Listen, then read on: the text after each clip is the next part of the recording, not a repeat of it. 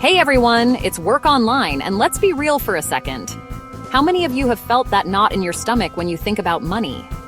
That constant nagging stress about bills, savings, or just not knowing where your hard-earned cash is actually going. I've been there, and I know millions of you are feeling it right now. But what if I told you that changing your entire financial outlook, getting a real grip on your money, and actually starting to build wealth could begin in just the next 5 minutes? Seriously, I'm not talking about some get-rich-quick scheme or complicated financial jargon that'll make your head spin. I'm talking about straightforward, actionable steps that anyone, and I mean, can understand and implement starting today. This video is designed to cut through the noise and give you the absolute essentials, the foundational building blocks of personal finance that can transform your relationship with money. So if you're ready to stop stressing and start building a more secure, prosperous future, you're in the right place. Let's dive in and get this done. All right, let's kick things off with the absolute cornerstone of good personal finance budgeting. A budget is simply a roadmap for your money.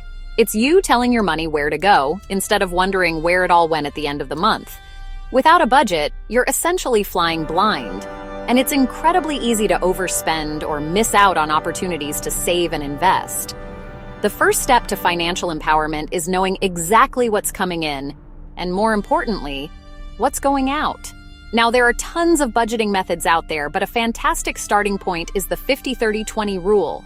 Here's how it works. 50% of your after-tax income goes to needs, 30% to wants, and 20% to savings or debt repayment. There are fantastic apps out there like Mint and YNAB, or even a simple spreadsheet can work wonders. The tool itself isn't as important as the habit of using it consistently. You absolutely cannot manage what you don't measure. Once you've got a handle on your budget, the next priority is building an emergency fund. Life is unpredictable, and an emergency fund is your financial cushion. The general rule of thumb is to save up between 3 to 6 months' worth of essential living expenses. Essential living expenses include rent, utilities, food, transportation, insurance premiums, and minimum debt payments. Calculate your monthly figure and multiply it by 3 to 6. If your job is stable, 3 months might be enough. If not, aim for 6 months. Start small and be consistent, even if it's just $25 or $50 a paycheck. Automate it if you can. A high-yield savings account, preferably at a different bank than your primary checking account, is ideal. This keeps it separate from your everyday spending money, reducing the temptation to dip into it. Think of it as a financial fire extinguisher, readily available, but only for actual fires. Chapter 3. Crushing Debt, your blueprint to financial freedom. Not all debt is created equal. Good debt can be an investment in your future, like a mortgage or student loans. Bad debt, like high-interest credit card balances, is a financial anchor. There are 2 primary strategies for tackling bad debt: the debt snowball and the debt avalanche. With the debt snowball, you list all your debts from the smallest balance to the largest and attack the smallest one first. The quick wins from paying off smaller debts can be incredibly motivating. The debt avalanche lists your debts from the highest interest rate to the lowest, saving you the most money on interest in the long run. The best method is the one you will actually stick with. Make a plan, commit to it, and start making more than the minimum payments on your high-interest debt as soon as possible. Imagine the freedom and relief of being debt-free. That feeling and the financial power it gives you is absolutely worth the effort. Start today, even if it's just a little extra. Chapter 4. Making your money work for you. Investing 101. Once you have a solid budget, a healthy emergency fund, and a plan to tackle high-interest debt, it's time to focus on investing. Investing is about putting your money into assets that have the potential to grow and generate returns. For most people starting out, the best places to begin investing are through tax-advantaged retirement accounts like a 401k or an IRA. If your employer offers a 401k plan with a company match, that's often the first place you should be putting your investment dollars. If you don't have a 401k, an individual retirement account, IRA, is another excellent option. For beginners, low-cost index funds or ETFs are a fantastic choice. An index fund holds all the stocks in a particular market index, giving you instant diversification.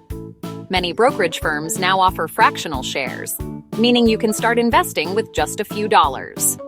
The most important factors for successful investing are starting early and being consistent over the long term.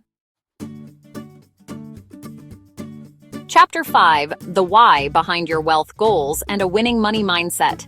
Think about what you truly want to achieve with your money. Is it saving for a down payment on a house, planning an incredible trip, retiring comfortably? These goals are your why. When you have specific, measurable, achievable, relevant, and time-bound, smart goals, your budget becomes a powerful tool. Every dollar you allocate according to your plan is a step towards making those dreams a reality. Personal finance is a marathon, not a sprint. You will have setbacks, but the key is not to get discouraged and give up. Continuously educating yourself about money builds your financial literacy and confidence over time. Cultivate a positive and proactive relationship with money. All right, that was a whirlwind tour of personal finance essentials, but hopefully you're feeling a lot more confident and a lot less overwhelmed about taking control of your money. We've covered the critical importance of creating a budget that works for you, telling your money exactly where to go. We talked about building that crucial emergency fund, your financial safety net for when life throws those inevitable curveballs. Then, we discussed strategies for crushing high-interest debt, freeing up your cash flow and your peace of mind. And finally, we touched on the power of investing for the long term and setting clear financial goals to keep you motivated. The most important thing you can do right now is to take one small step. You have the knowledge, and you absolutely have the capability to build a more secure and prosperous financial future for yourself. Take what you've learned, apply it, and watch your financial confidence soar.